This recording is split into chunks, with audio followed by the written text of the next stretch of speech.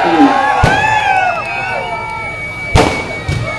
नहमदुहु व नुसल्ली अला रसूलिहिल करीम अम्मा बाद। तेरी रहमतों का दरिया सरेआम चल रहा है, तेरी रहमतों का दरिया सरेआम चल रहा है। मुझे भीख मिल रही है, मेरा काम चल रहा है। तेरे नाम का वजीफा मेरी जिंदगी का हासिल, तेरे नाम की बदौलत मेरा काम चल रहा है। स्टेज पे तशरीफ फरमा शहर की मारूफ कदीम कामयाब सियासी शख्सियत अलहाज यूनुस ईसा साहब, मुखय्यिर कौम व मिल्लत अलहाज यूसुफ इलियास साहब, तमाम कारपोरेटर हजरात, तमाम ही हमसे मोहब्बत रखने वाले, ताल्लुक रखने वाले और इस शहर के मुस्तकबिल को रोशन देखने की चाहत रखने वाले, आज के इस मीटिंग में तशरीफ फरमा सभी हजरात। 2009 से 14 के दरमियान महाराष्ट्र में कांग्रेस और एनसीपी की सरकार थी। 2007 में हमने सियासत में कदम रखा था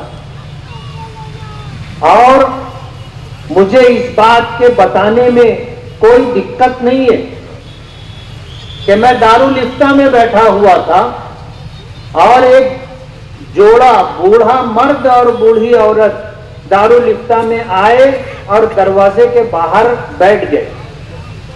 उनसे पूछा गया कि बात क्या है, तो उनको अंदर बुलाया गया। जो लोग मसले मसाइल जानने के लिए आए थे, उनकी मौजूदगी में पहले मैंने इनसे पूछा कि क्या बात है, तो कहने लगे कि इनके सामने बात नहीं कर सकते। तो जो लोग बैठे थे मैंने उनका काम निपटाया और उसके बाद उस बूढ़े मर्द और बूढ़ी औरत से मैंने पूछा कि बात क्या है, तो उन्होंने बताया कि हम आगरा रोड के इस पार आयशा नगर पुलिस स्टेशन के आसपास रहते और रात में लोग रिक्शा लेके आते हैं और मेरी बेटी को ले जाते हैं और सुबह होते उसे मेरे घर वापस छोड़ जाते। समाज में कोई हमारा साथ देने वाला नहीं है, पुलिस स्टेशन में कोई हमारी सुनवाई नहीं है, हमारा कोई बेटा नहीं है। हालात से हम मजबूर हो गए। आप यकीन मानिए मेरे रोंगटे खड़े हो गए कि मालेगांव में ऐसा जंगल राज। जब इस मामले में मैंने तहकीक करना शुरू की तो मुझे बताया गया कि मेडिकलों से 200 निरोध के पैकेट खरीदे जाते हैं। जाहिर बात है ये इतनी संगीन बात थी कि ये बात बगैर तहकीक के नहीं कही जा सकती थी। मैंने जानकारी ली, जिस मेडिकल का नाम लिया गया उस मेडिकल पर जाकर के मैंने जब पूछा तो उन्होंने इस बात की तस्दीक की कि इनके वर्कर आते हैं और 200 पैकेट लेकर के जाते हैं।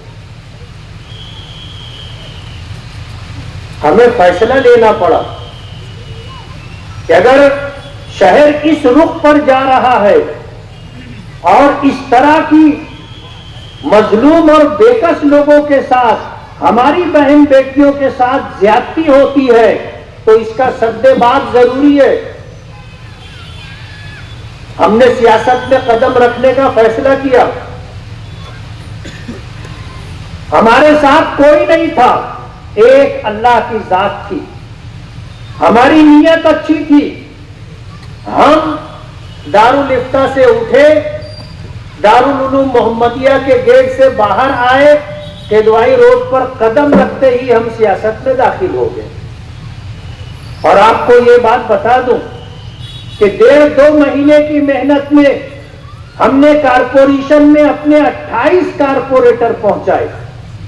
पूरा महाराष्ट्र हैरत कर रहा था और लोग ये समझने लगे थे कि अब ये सियासी पार्टी तीसरा महाज पूरे महाराष्ट्र में लेकर के निकलेंगे।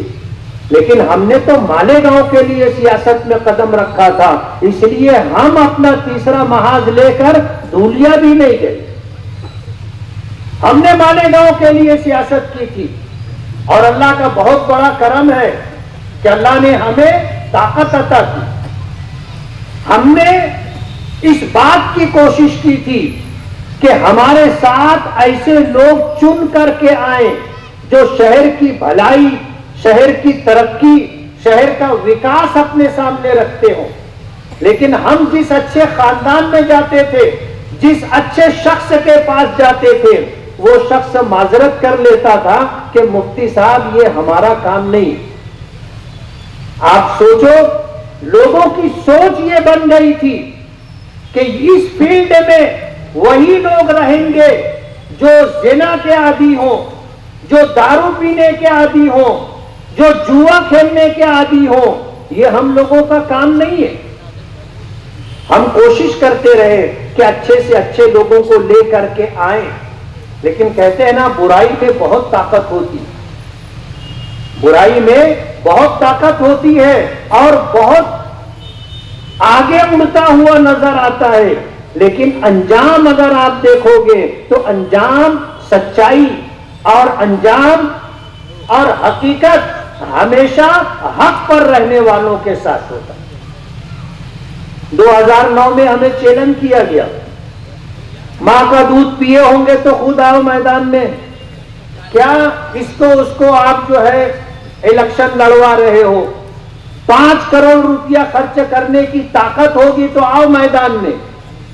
रमजान का महीना था, मस्जिद की इमामत, कुरान पाक तरावी में सुनाना, वो एक सहम। ऐसे हालात में चैलेंज किया गया।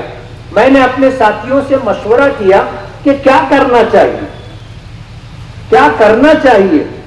साथियों ने हिम्मत नहीं बढ़ाई, बल्कि साथियों ने ऐसी बात कही जिससे हिम्मत खत्म हो जाए। जाहिर बात है, उनके सामने भी इनका किरदार था। ये जो कुछ करते थे साथियों को पता था। कहने लगे मुफ्ती साहब अपने हार जाएंगे। तो मैंने उनसे पूछा कि अगर हम हार गए तो क्या हमें फांसी की सजा हो जाएगी या उम्र कैद के लिए हमें उम्र कैद के साथ जेल में डाल दिया जाएगा? तो कहने लगे कि ऐसा नहीं होता। तो मैंने कहा अगर हार जाएंगे तो मैदान में आने के बाद मुकाबला आराई हो तो जीत और हार ही होती है। और इतना हौसला और हिम्मत है कि हारने के बाद भी हम डिप्रेशन में नहीं जाएंगे, घर में घुस के 24 घंटा दारू पी करके नहीं पड़े रहेंगे। हिम्मत है, हारने का हौसला है। और मैंने कहा कि भाई हमने मां का दूध तो पिया है और 5 करोड़ रुपया पैसा खर्चा करके अगर कोई इलेक्शन जीतता है तो ये कोई बड़ी बात नहीं है। हम बगैर पैसे का इलेक्शन लड़ेंगे और इंशाअल्लाह जीत करके बताएंगे। हमने मालेगांव के लोगों को आवाज दी, उनके जमीर को जगाया, शहर में क्या हो रहा है उन्हें बताया और उनका साथ मांगा। और हमने उनसे ये गुजारिश की कि अगर आपको हमारी बात से इत्तेफाक है तो जब वोट का दिन आएगा तो अपने जमीर की आवाज पर हमें वोट देना। और आज अगर आपने फैसला कर लिया है कि आप हमारे साथ रहेंगे तो आप हमें 1 रुपया देना। शहर के लोगों ने 84,000 रुपया दिया, उससे जायद। हमको अंदाजा हो गया कि हम इंशाअल्लाह जीत जाएंगे। रिजल्ट हमको महसूस होने लगा, लेकिन हमने अपनी मेहनत में कोई कसर बाकी नहीं रखी। मालेगांव का एक एक मोहल्ला, एक एक गली और एक एक घर हमने जाने की कोशिश की।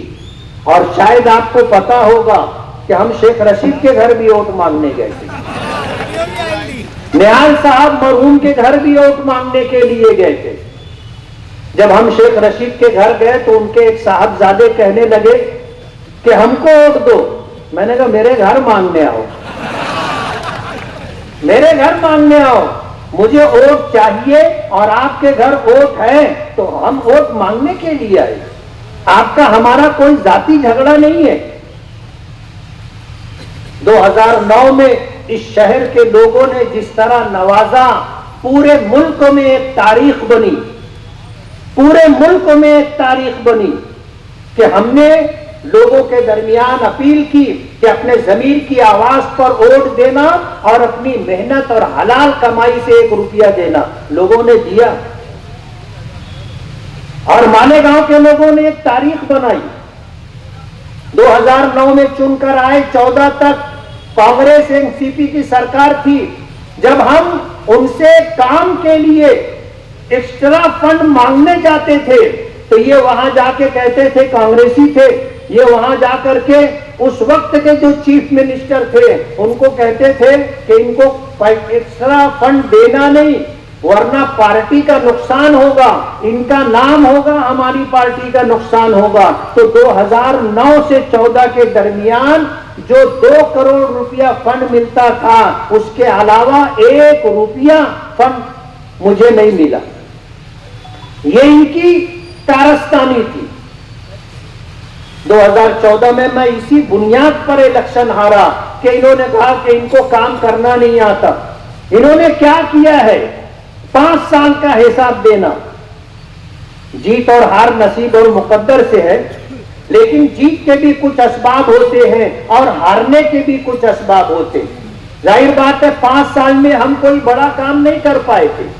2 करोड़ रुपया ऐसा होता है जैसे ऊंट के मुंह में जीरा। हम शहर में क्या करते, इलेक्शन हार गया मैं, लेकिन मैं घर में नहीं बैठा, मायूस नहीं हुआ, अपना काम करता रहा। जोहर से पहले अजान हो रही थी, रिजल्ट आया कि मैं हार गया तो मैं अपने काम से चला गया मस्जिद, इमामत करता था, नमाज पढ़ाने चला गया। पूरी मस्जिद के लोग सर उठाकर मुझे देख रहे थे। लेकिन अल्लाह का एहसान है, जीत और हार नसीब मुकद्दर से है और ये हमारी रोटी रोजी नहीं है। हमें कोई मलाल नहीं था, पहले दिन से काम से लगे। 2014 का इलेक्शन हारने के बाद 2019 का इलेक्शन लड़े। आवाज आ रही थी, दूर दूर तक हमारे मुकाबले में नहीं है, 50,000 वोट से हराएंगे। उल्टा हो गया मामला, 38,000 वोट से खुद हार गए और इंशाअल्लाह अभी 50,000 वोटों से ज्यादा से इंशाअल्लाह हराएंगे। वजह उसकी यह है कि लोग काम मांगते। आपने जिन उम्मीदों से मुझे चुन करके दिया था, एमएलए का काम रोड बनाना नहीं है, एमएलए का काम गटर बनाना नहीं है, एमएलए का काम लाइट नहीं है, एमएलए का काम पानी की पाइपलाइन गली गली में बिछाना नहीं है।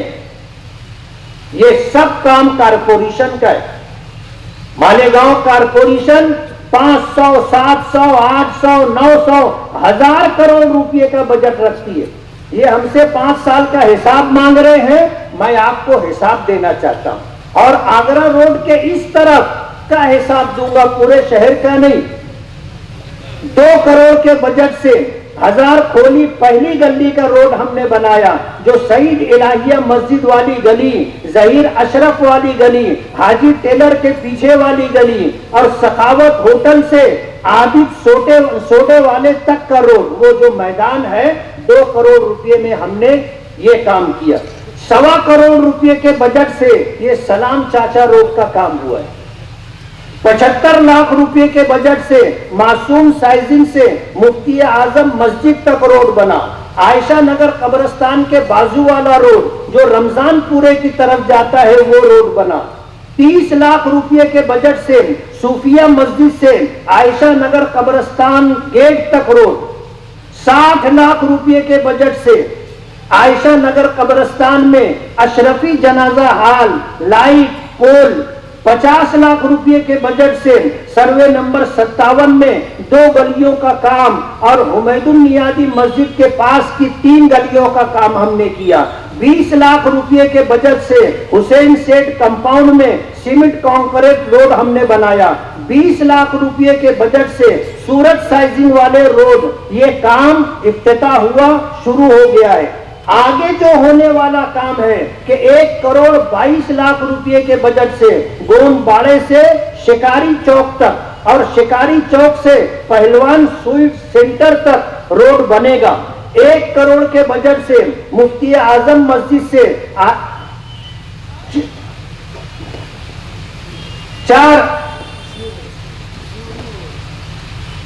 1 करोड़ रुपए के बजट से मासूम साइजिंग से कुसुम्बा रोड तक और नैयर चौक से जरवाला के कारखाने तक, जिसको ठंडी सड़क कहते हैं, वहां तक रोड बनेगा।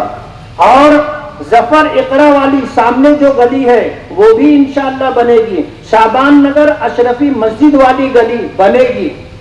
ये काम वर्क ऑर्डर हो चुका है।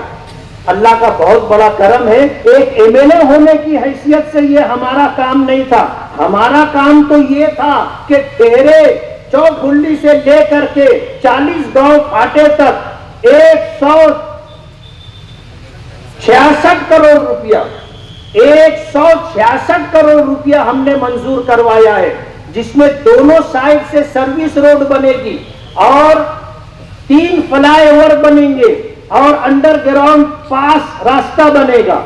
ये एमएलए का काम। हमने एमएलए होने की हैसियत से तलवाड़ा डैम से मालेगांव फिल्टर प्लांट तक जो पानी की पाइपलाइन 40 साल पुरानी थी, जो सड़ गई है, उस नई पाइपलाइन के लिए हमने 145 करोड़ रुपया मंजूर करवाया। दुआ बाहर की मांगी तो इतने फूल खिले, कहीं जगह न रही मेरे आशियाने। मालेगांव के लोग कहते हैं, कुछ लोग, के काम की बुनियाद पर कोई नहीं जीतता। काम की बुनियाद पर कोई नहीं जीतता, बल्कि लोगों को जो झांसा दे दे वो जीतता है। लेकिन मैं इस बात से इत्तेफाक नहीं रखता।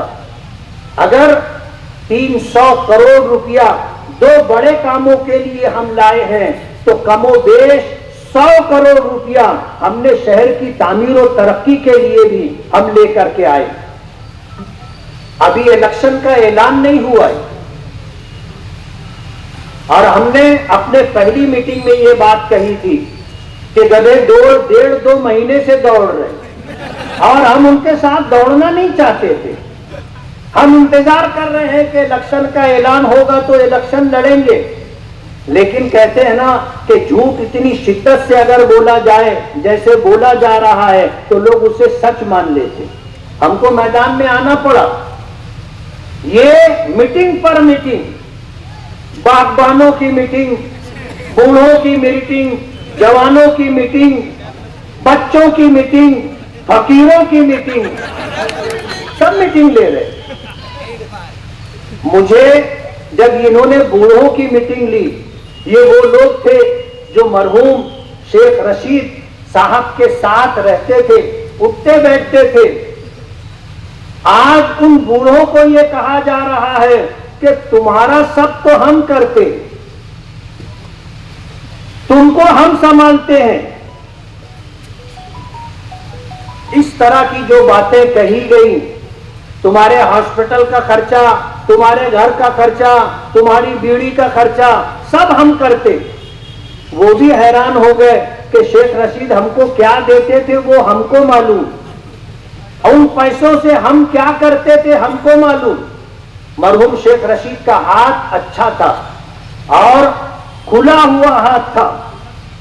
आज मालेगांव में उनके जाने के बाद बहुत सारे लोग कहते हैं कि शेख रशीद ने हमको इतना पैसा दिया, बेटी की शादी थी तो इतनी मदद की, घर बनाने का मौका था तो हमारी इतनी मदद की। आज शेख रशीद मरहूम की नेकी को ये एहसान के तौर पर जतलाकर भुनाना चाहते।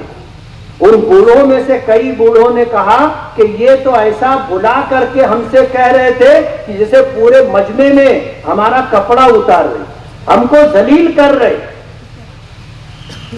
इस तरह उनको जो है मुखातब किया गया कि उनको जिल्लत महसूस होने लगी।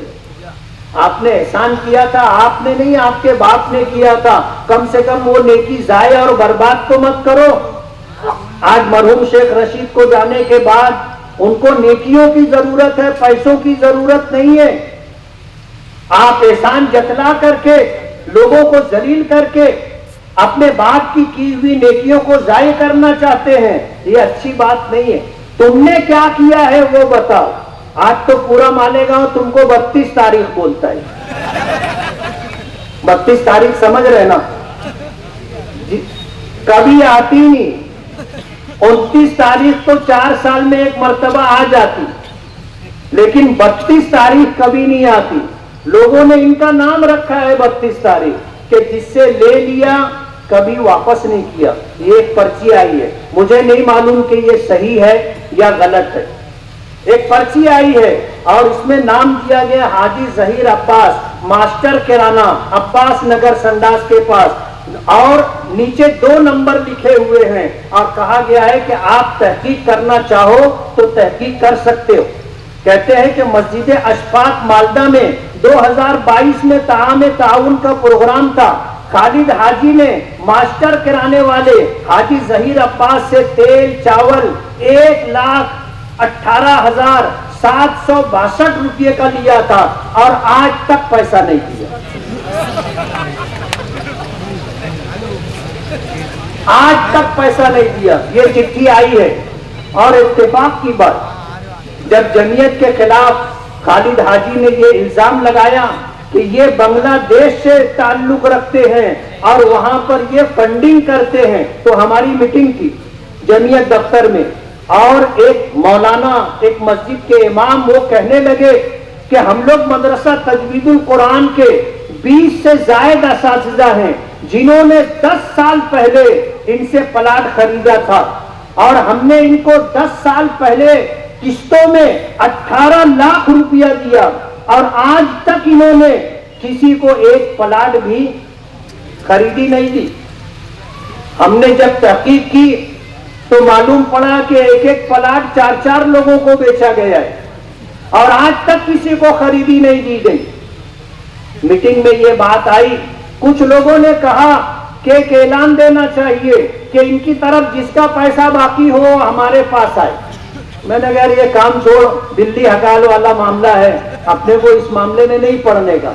लेकिन ये आवाज उनके कान में पहुंच गई।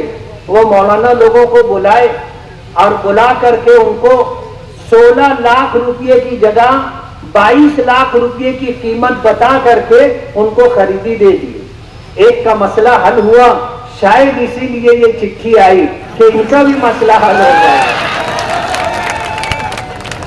और भी लोग आए हमारे पास, महादे मिल्लत के असातिज़े किराम, उलमाए किराम, उनके साथ भी यही धोखाधड़ी की गई और बताने वालों ने बताया कि जाने दो दीगर असातिज़ा, मुफ्ती हसनैन साहब को भी इन्होंने 4 प्लाट का पैसा लिया, आज तक प्लाट नहीं दिया। और धीरे धीरे ये तादाद बढ़ती जा रही है। 10 साल पहले 18 लाख रुपया लिया और 10 साल के बाद 16 लाख रुपये की जमीन 22 लाख रुपये की बता करके दे रहे। उस वक्त का 18 लाख रुपया 10 साल के बाद उसकी क्या कीमत बनती है आप अंदाजा कर सकते। ऐसे 50 वाकयात हैं। नशे के ताल्लुक से सभी लोगों ने तकरीबन ये बात कही और यही इलाका है जो सबसे ज्यादा मुतासिर है। कभी आपने सुना होगा खालिद हाजी साहब निकले थे टोली लेकर के और कहते थे नशा मुक्त मालेगांव। नशे के खिलाफ उन्होंने आवाज बुलंद की। हम समझ रहे थे कि देर सवेर बिल्ली थैले के बाहर आएगी। जो लोग खुद नशा करते हो उनकी तस्वीरें हैं, उनके वीडियो हैं कि पूरी पूरी बोतल शराब की ऐसे हाथ में ले करके ये कैमरा क्या बोलते हैं वीडियो शूटिंग है कि ये जो है खेल रहे हैं और शराब की बोतल हाथ में है वो वीडियो। जो खुद नशा करते हो ये मालेगांव को नशा मुक्त करने की बात कर रहे। हफ्ता 10 दिन ये शोर रहा और उसके बाद हुआ ये कि जितने नशे का कारोबार करने वाले लोग थे वो सब सरेंडर हो गए और ये उनके साथ कारोबार में पार्टनर हो गए। सबका हफ्ता आने लग गया। जब सब तरफ से हफ्ता आने लग गया तो इनका काम खत्म हो गया। यही चाहते थे। आज पूरे शहर में नशे का कारोबार इनकी सरपरस्ती में चल रहा है, गांजे का कारोबार इनकी सरपरस्ती में है, एमडी का कारोबार इनकी सरपरस्ती में है, जितना गुटखे का कारोबार इनकी सरपरस्ती में है। पूरी कौम के मुस्तकबिल को तबाह और बर्बाद कर रहे हैं। और अभी टप्पे टप्पे से हमारे पास धमकी आमेज बात आती रहती है कि बंबई के, थाना के, भिवंडी के जितने वांटेड लोग हैं पुलिस लिस्ट में वो सब मालेगांव में आ रहे हैं और सबकी सरपरस्ती ये कर रहे हैं। मैं बहुत सफाई के साथ कह देना चाहता हूं, एक दादा की भी दाल नहीं गलेगी, एक दादा की भी दाल नहीं गलेगी। कहते हैं शरीफ आदमी को गुस्सा देर से आता है, लेकिन जब आता है तो अगली पिछली सारी कसर निकाल लेता है। ये आदा और दादा लोग से हम लोग डरते उड़ते नहीं। जो बुज़दिल होगा, जो गुनहगार होगा, जो 2 नंबरी काम करता होगा, जो खोटे धंधे से पैसा कमाता होगा वो डरेगा। हम डरने उड़ने वाले नहीं हैं। और मैं ये पैगाम देता हूं पूरे शहर को कि तुमको भी डरने की कोई जरूरत नहीं है। वो दिन खत्म हो गए जब खलील चचा छलांगों से फाख्ता मार लेते थे। यानी खुद कभी कुछ नहीं किए लेकिन छलांगों से फाख्ते मार लेते थे। 2 रिक्शा 4 रिक्शा भर के लोग चले जाते थे। अब वो बात नहीं है। अब तो ये खुद घर से निकलते डर रहे ना। जब इनको कहीं निकलना रहता है तो 50 लोग होंगे कि जहां जाना है वहां तक दो आदमी रास्ते में खड़े रहते। हाँ रास्ता क्लियर है तो ये वहां से आगे बढ़ते। अगली जगह से फोन आता रास्ता क्लियर है तो आगे बढ़ते। अगर कभी हम तो चाहते कि रास्ते में जो आदमी है वो कभी बोलते साहब क्लियर नहीं है तो ये वहां से वापस चले जाएंगे। घर के पास 4 आदमी उधर बैठे, 4 आदमी उधर बैठे, 4 आदमी उधर बैठे।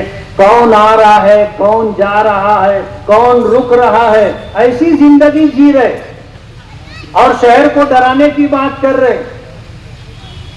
आपको डरने की कोई जरूरत नहीं है। मुल्क में कानून की बालादस्ती है और हमारे शहर में एडिशनल एसपी है और हमारे शहर में कानून की हुक्मरानी है।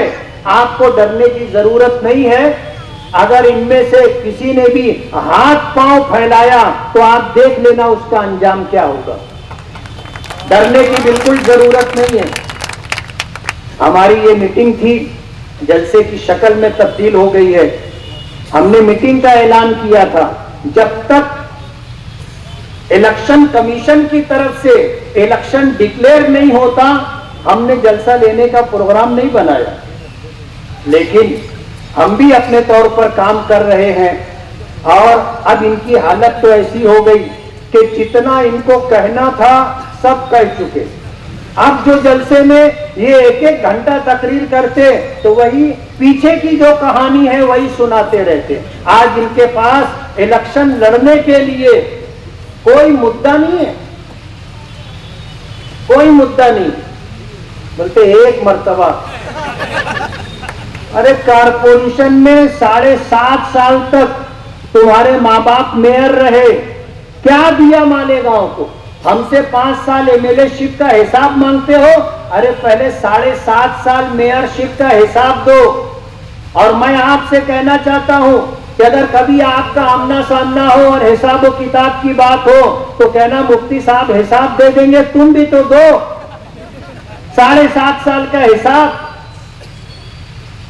घर भरते रहे, घर भरते रहे और बोगस बिल कागज पे काम बता करके निकालते रहे, तो जाहिर बात है यौमुल हिसाब तो आएगा ना। यौमुल हिसाब सबका आता है। आप यकीन मानो, अगर ये 7.5 साल मेयरशिप में काम किए होते तो इनको ये गिड़गिड़ा करके नहीं बोलना पड़ता कि एक बार गिड़गिड़ा करके नहीं बोलना पड़ता। कहते मास्टर स्ट्रोक, इंतजार है ना आपको। ये कांग्रेस के घर पे जाके नाक रगड़ रहे,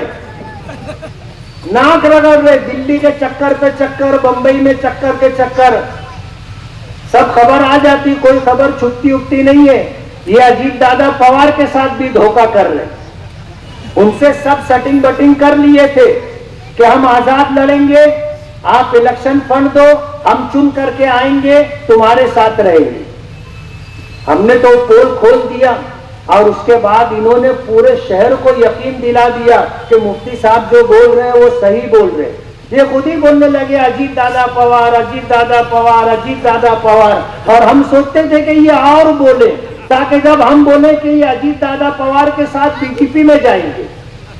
मालेगांव के लोग बीजेपी तो जाने दो, बीजेपी के बाजू में भी आप अगर रहोगे तो आपको वोट नहीं देंगे।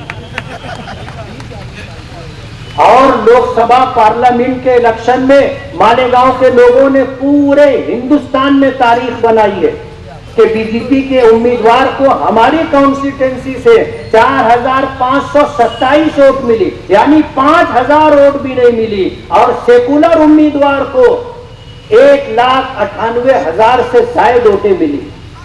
मालेगांव ऐसा मिजाज रखने वाला शहर है। आप मालेगांव वालों की वोट लेकर के बीजेपी के साथ बीजेपी में जाओगे, मालेगांव के लोग कभी आपको वोट नहीं देंगे। ये तो बहुत अच्छा हुआ कि हम कुछ बोलते, उससे पहले ही ये अजीत दादा पवार, अजीत दादा पवार। अजीत दादा पवार ने अपने चचा के साथ क्या किया आप देख रहे हो। आज बीजेपी के साथ सरकार में है, डिप्टी चीफ मिनिस्टर है, और आप उनके इलेक्शनी फंड से आजाद उम्मीदवारी करके उनके साथ जाओगे और बीजेपी में शामिल रहोगे। मालेगांव के लोग इस बात को बर्दाश्त नहीं करेंगे। इसलिए मैं आपसे कहना चाहता हूं, वक्त हो गया है, जब इलेक्शन आएगा तो इंशाअल्लाह फिर अलहाज यूनुस ईसा साहब की जुबानी आप भी सुनोगे इनके कारनामे। इन्होंने वादा किया था पहले जलसे में कि मैं आगरा रोड के उस पार बोलूंगा, लेकिन जब हमारी बातचीत हुई तो ये हुआ कि अभी तो इलेक्शन का ऐलान नहीं हुआ है, हम लोगों को बोल लेने दो, बच्चों को, जब वाकई बोलना रहेगा फिर आप बोलना। और अलहाज यूनुस ईसा साहब को जो दर्द है वो अब्दुल मालिक का है। और मैं ऐसा समझता हूं कि शायद तमाम बच्चों में दादा को अब्दुल मालिक से दिली लगाव है, जज्बाती लगाव। जिस वक्त ये सूरत हाल हुई थी कि अब्दुल मालिक पर फायरिंग हुई, दादा की हालत देखने जैसी थी, हमने करीब से देखा है। इसलिए आने वाले दिनों में इंशाअल्लाह हमारे सरपरस्त की तकरीर भी आप सुनोगे और आपको पता चलेगा कि क्या बात है। इसलिए आने वाले दिनों में जब इलेक्शन आएगा तो मेरी आपसे ये गुजारिश है कि हम मजलिसे इत्तेहादुल मुस्लिमीन से इलेक्शन लड़ रहे हैं। हमारा इंतखाबी निशान पतंग है और पहले दिन से हमारा ये बोलना था, 1000 पार्टियों के लोगों की मेहनत थी कि आप कांग्रेस में आ जाओ, कांग्रेस में आ जाओ। हमने ऐलान किया था कि हम मजलिसे इत्तेहादुल मुस्लिमीन से चुन करके आए हैं, आगे इलेक्शन भी मजलिसे इत्तेहादुल मुस्लिमीन के ही निशान पर लड़ेंगे। हमने जो ऐलान किया था हम अपने ऐलान पर कायम है। ऑल इंडिया मजलिसे इत्तेहादुल मुस्लिमीन से नुमाइंदगी कर रहा हूं और आपसे मेरी ये गुजारिश है कि आप मुझे देख करके वोट ना दें, आप अपने बच्चों का मुस्तकबिल देखें, आप अपने शहर का मुस्तकबिल देखें। आने वाला दिन मस्जिदों मदरसों के शहर को एक ताबनाक मुस्तकबिल मिले, उसके लिए आप वोट करें। इनको अगर वोट करोगे ये कहां लेकर के जाएंगे आपको पता भी नहीं। 288 जो मिंबरान असेंबली चुन करके जाते हैं मैं हाजी अब्दुल माजिद का शुक्रगुजार हूं कि उस हाल में जाने के बाद मैंने दाढ़ी छोटी नहीं की, मैंने कुर्ता छोटा नहीं किया, मैंने सर से टोपी नहीं उतारी। अपनी इसी हैसियत और शनाख्त के साथ मैं असेंबली में रहता हूं और बोलता हूं।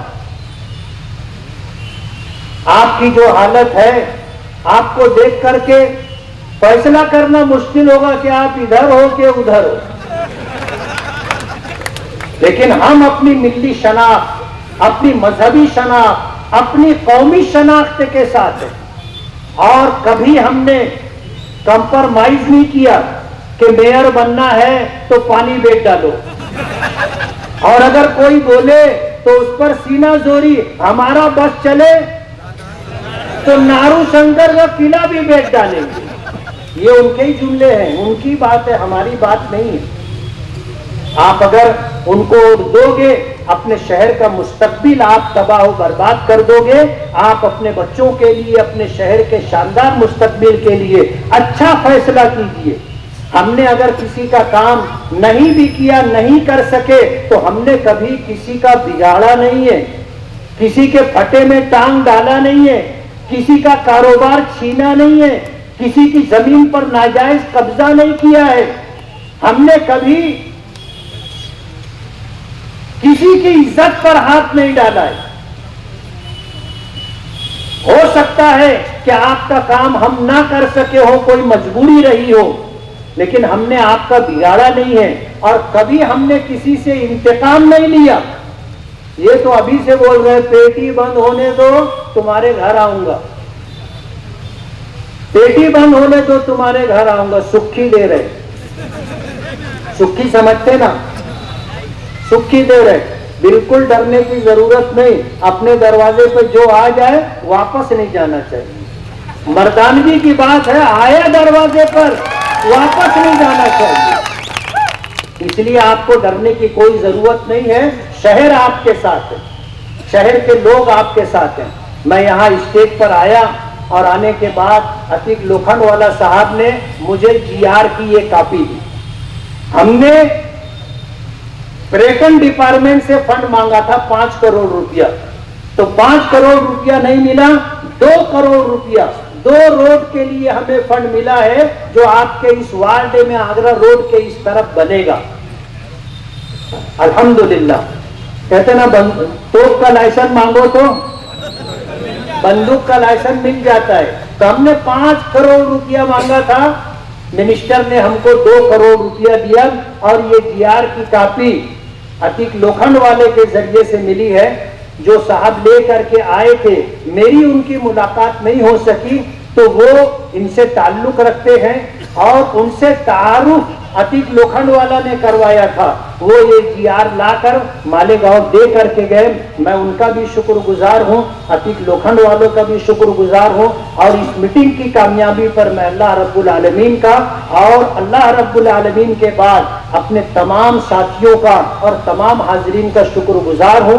और ये गुजारिश है कि आने वाले इलेक्शन में आप मुझे वोट दें, पतंग की निशानी पर आप वोट दे करके अपने शहर के मुस्तकबिल को बनाने और संवारने की कोशिश करें। बहुत बहुत शुक्रिया। हाजी यूसुफिया। बिस्मिल्लाहिर्रहमानिर्रहीम। अल्लाहुम्मा सल्ली अला रसूल करीम। अम्मा बाद। आज की इस ग्वालियर मीटिंग में आज इस शहर के हर दिल अजीज MLA मुफ्ती मोहम्मद इस्माइल कासमी साहब, हमारे सियासी रहनुमा यूनुस दादा साहब, माजिद हाजी साहब, स्टेज पर बैठे हुए तमाम कारपोरेटर हजरात, दोस्तों और साथियों, गलत बयानी करने वालों खुद रुसवा हो जाओगे। गलत बयानी करने वालों खुद रुसवा हो जाओगे। हमसे क्या टकराओगे तुम, हमसे क्या टकराओगे, खुद खाक हो जाओगे। अंधियारा तुम बांट रहे हो, हम रोशनी वाले हैं। सूरज से मत आंख मिलाना, नाबीना हो जाओगे।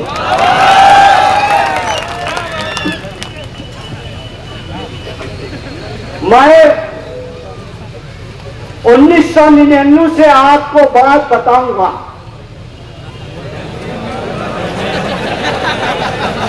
जब शेख रशीद 99 में जीत के आए तो बुनकरों को लात मारते थे, लात। फसाद हो गया। 2 गाड़ी श्री राम नगर से पकड़ी गई, श्री रामपुर से, जो उस हिस्से में पड़ता है, और श्री राम नगर, और 92 लोगों को कल्लू शाह बाबा कुट्टी से उठाया गया।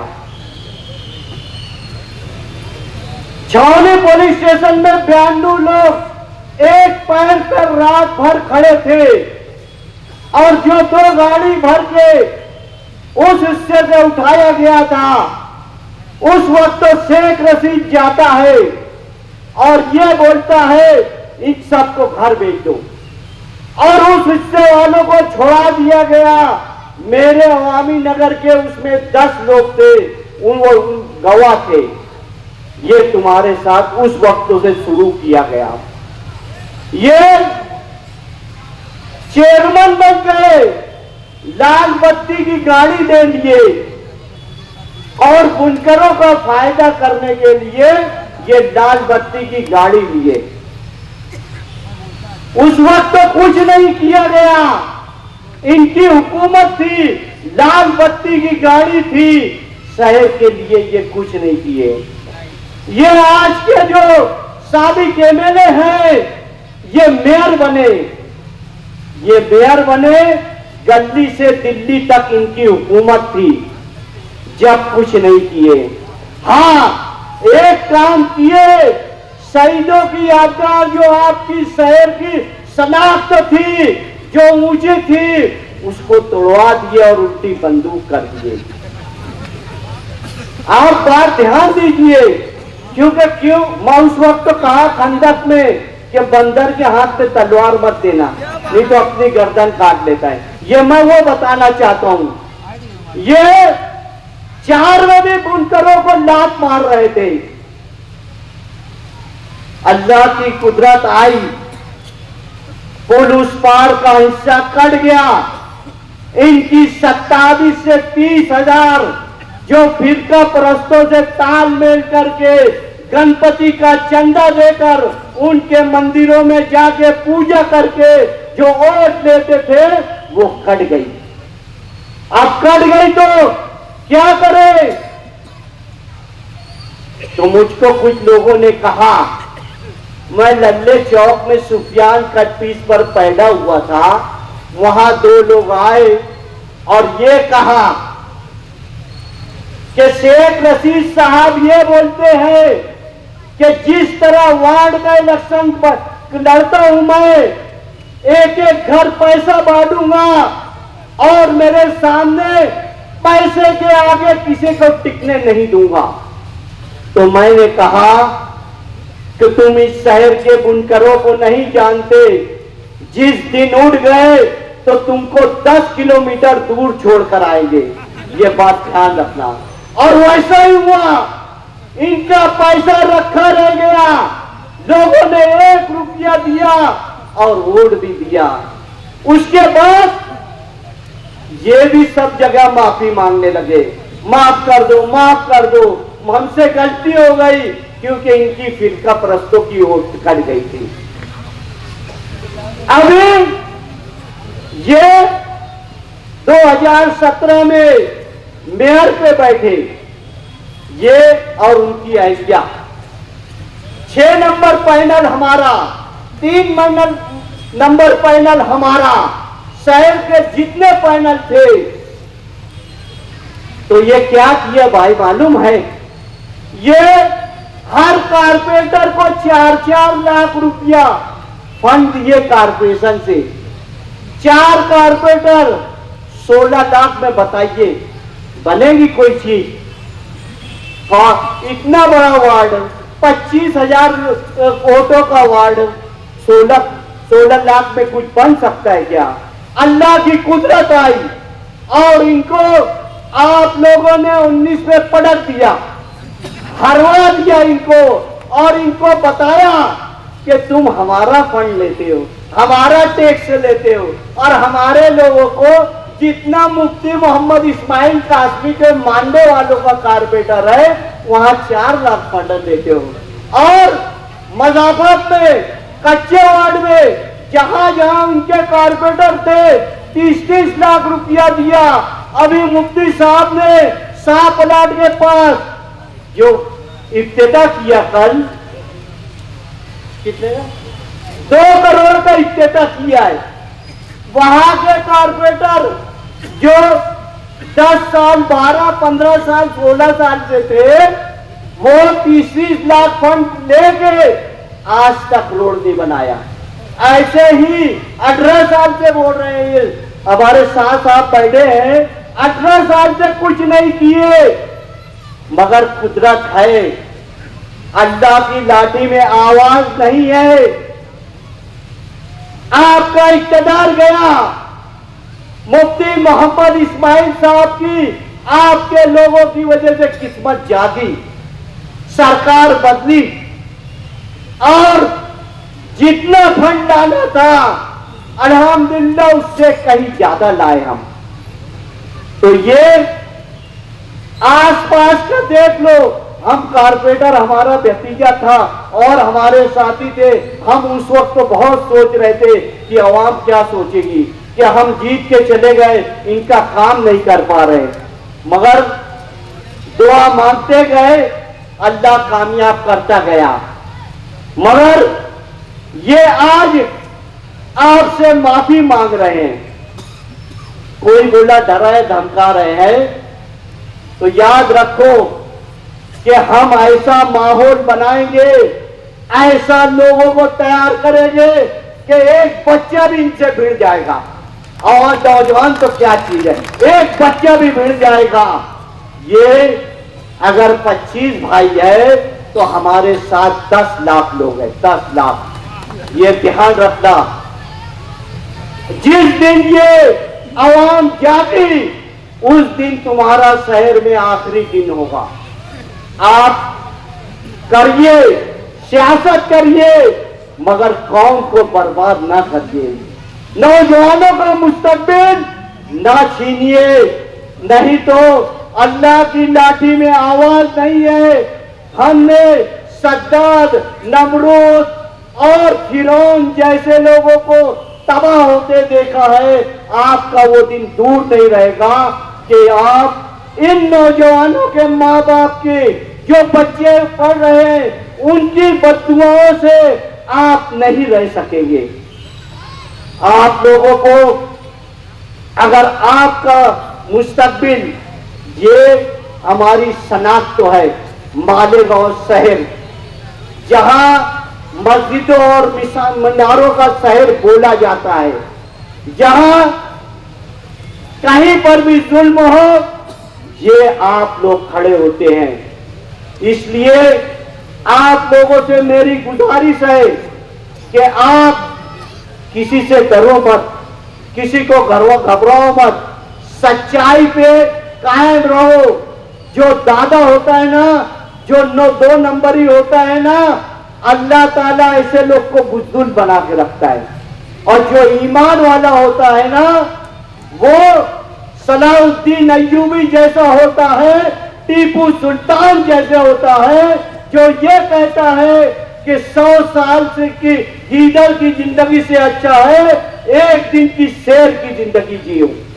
शेर की जिंदगी जियो। आप ईमान वाले हो, आपको ये बता देना है कि हम जब इत्तेहाद करेंगे, हम जो हमारे लोगों का फिक्रमंद होंगे, तो हम कोई ऐसे आदमी को जो हमको पैसे पे खरीदने की कोशिश करेगा, कोई ऐसे आदमी को जो 2 नंबरियों से खाना खिलाने के लिए हमको खरीदने की कोशिश करेगा, कोई ये कहेगा हमसे क्या गलती हो गई, हम आपका काम करने वाले हो, मगर अच्छा और बुरा आप देखेंगे कि नहीं देखेंगे भाई। ये हारे तो ये बोले कि तेरे 40 पैतरी अगर चढ़ के आएंगे तो मैं बुनकरों का काम करूंगा। तो हमने क्या कहा था उस वक्त मालूम है? हम 2 पैतरी मस्जिद की चल लेंगे, अल्लाह से हमारा काम करवा लेंगे, तुम्हारी तेरे 40 पैतरी नहीं चढ़ेंगे।